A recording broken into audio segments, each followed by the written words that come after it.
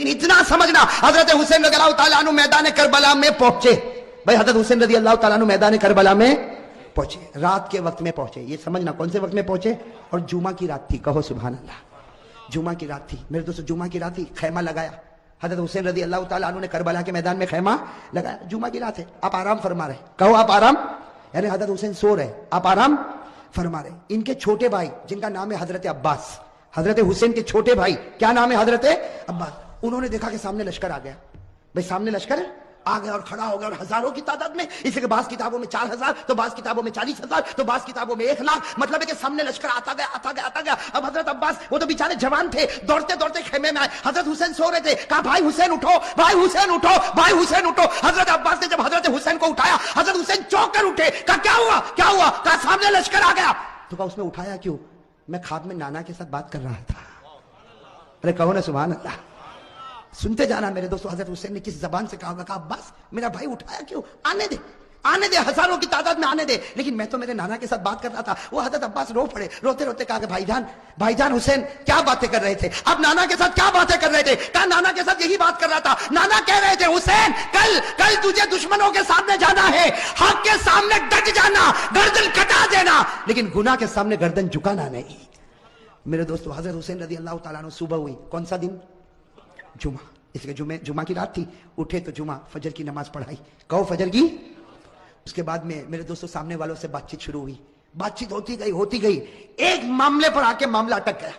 ایک سودا ایسا تھا جو حسین کو منظور, باقی باتیں حضرت حسین سنتے گئے, یہ بھی منظور, یہ بھی منظور, یہ بھی منظور, یہ بھی منظور. لیکن جب سامنے سے یہ بات آئی کہ حسین اعلان کرو کہ یزید کے ہاتھ پر بیعت کرنے کے لیے تیار ہو, اعلان کرو یزید کے ہاتھ پر بیعت کرنے کے لیے تیار ہوں. حضرت حسین رضی اللہ تعالیٰ عنہ نے کہا یہ نہیں ہو سکتا, میں یزید کے ہاتھ پر بیعت نہیں کروں گا. ہاں مجھے یزید کے پاس لے جاؤ, معاملہ صاف ہوگا, اس کے بعد میں ہاتھ پر بیعت ہوگی, باقی ابھی یزید کے ہاتھ پر بیعت.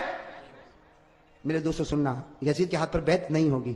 حضرت حسین سے پوچھا گیا آپ بیعت کیوں نہیں کرتے بھئی یزید کے ہاتھ. حضرت حسین رضی اللہ تعالیٰ عنہ نے کہا میں تو کر سکتا, کسی کے ہاتھ پر بھی بیعت کر لوں, مجھے یزید سے کوئی دشمنی نہیں. سننا حضرت حسین کا جملہ, مجھے یزید سے کوئی دشمنی نہیں, میں تو کسی کے ہاتھ پر بھی بیعت کر لوں, لیکن یزید کی حکومت میں گناہ ہو رہا ہے, یزید کے دربار میں گناہ ہو رہا ہے, یزید کے دربار میں, اس کے محل میں, اس کی حکومت میں گناہ ہو رہا ہے, اور گناہ کا احساس بھی نہیں. نبی کا نواسا جان دے سکتا لیکن گناہ کو برداشت نہیں کر سکتا. بس حضرت حسین نے جب یہ کہا تو انہوں نے کہا مقابلے کے لیے تیار ہو جاؤ. حضرت حسین نے کہا تیار. ارے کہو نا سبحان اللہ.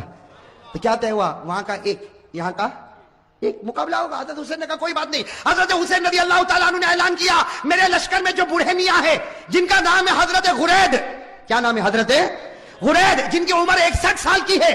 کتنی, 61 سال. حضرت حسین نے اعلان کیا غرید میدان میں اترے. حضرت غرید کے بارے میں لکھا ہے 61 سال کی عمر ہے, گھوڑے کی پیٹھ پر سوار ہوئے, وہاں کا ایک, یہاں سے ایک, کون, حضرت غرید, اور وہاں سے ایک. میرے دوستو لکھا حضرت غرید نے 40 کو ختم کر دیا, 1 by 1. ایک آوے گیا, دوسرا آوے گیا, تیسرا آوے گیا. وہ سامنے والوں نے سوچا یہ بوڑھا اتنا پاور والا, تو نواسا کتنا پاور والا ہوگا. جب اوپنر ایسا ہے, ابھی تو میڈل آرڈر باقی ہے. بات سمجھنا اس کو, بہت پیاری بات ہے. سامنے والے گدر پر آ گئے, دھوکے پر آ گئے. کہا حسین یہ ایک ایک والا معاملہ نہیں چلے گا, ورنہ شام تک ہم تو ختم ہو جائیں گے. ایک ایک والا نہیں ہوگا, ہم سب اور تمہارا ایک, ہم سب اور تمہارا.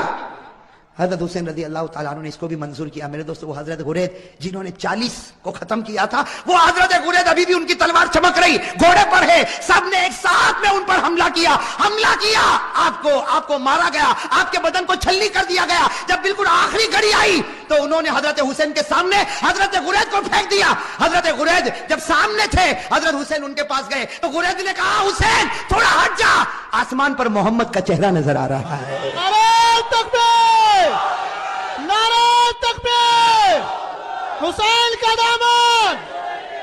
ماشاءاللہ, اللہ قبول فرمائے. یہ جملہ بہت پیارا, ساتھ میں کہا حسین کا دامن, حسین کا دامن, حسین کا دامن.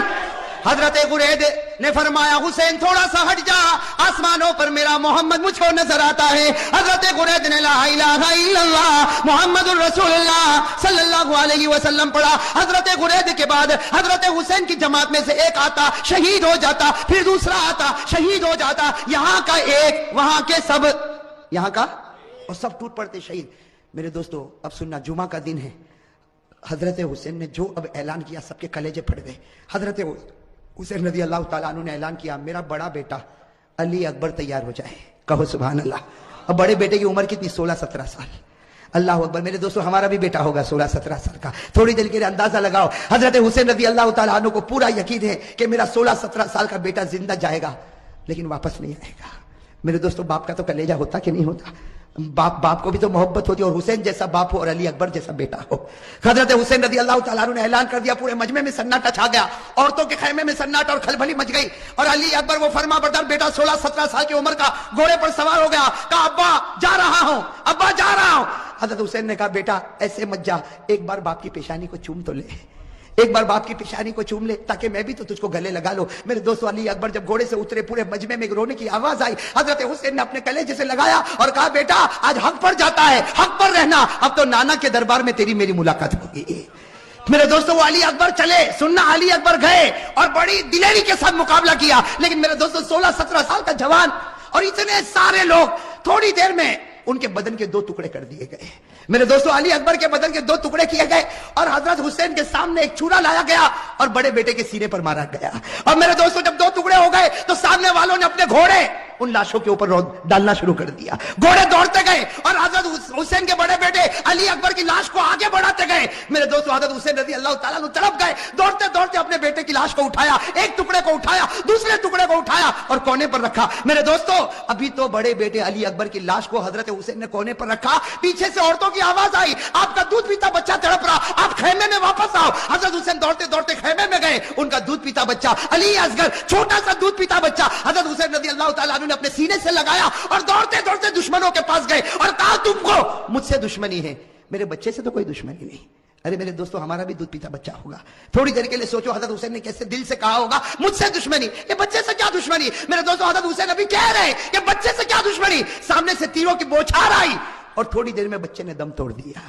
میرے دوستو لکھا حضرت حسین کے ہاتھ میں بچہ اور بچے کے سینے سے بھی خون نکل رہا, بچے کے منہ سے بھی خون نکل رہا, بچے کے دماغ سے بھی خون نکل رہا. حضرت حسین چومتے جاتے لیکن بچے کی جان نکل گئی. میرے دوستو آپ کے پاس بھی بچے ہیں, آپ کی گود میں بھی بچے ہیں, آپ کے گھر میں بھی بچے ہیں. میرے دوستو اگر آج باپ کو خبر ملے کہ میرا دودھ پیتا بچہ شہید ہو گیا, وہ باپ کا کلیجہ پھٹ جاتا. حضرت حسین کے بڑے بیٹے کے 2 ٹکڑے رکھے ہوئے, حضرت حسین کا یہ چھوٹا بچہ, اور میرے پیارے یہ چھوٹا بچہ حضرت حسین نے وہی جا کر رکھا جہاں بچے کے بڑے بچے کے 2 ٹکڑے تھے. میرے دوستو لکھا ہے حضرت حسین دونوں بچوں کے پاس بیٹھ گئے. آپ بتاؤ میرے دوستو حضرت حسین کیسا روتے ہوں گے.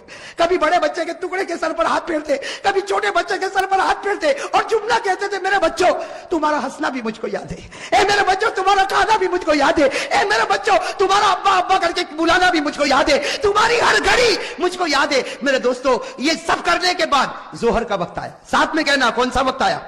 جمعہ کا دن تھا, کون سا وقت آنا چاہیے. لیکن کربلا کا میدان جمعہ ہونے والی, بھائی میدان میں جمعہ ہوتی, گاؤں دیہاتوں میں جمعہ ہوتی.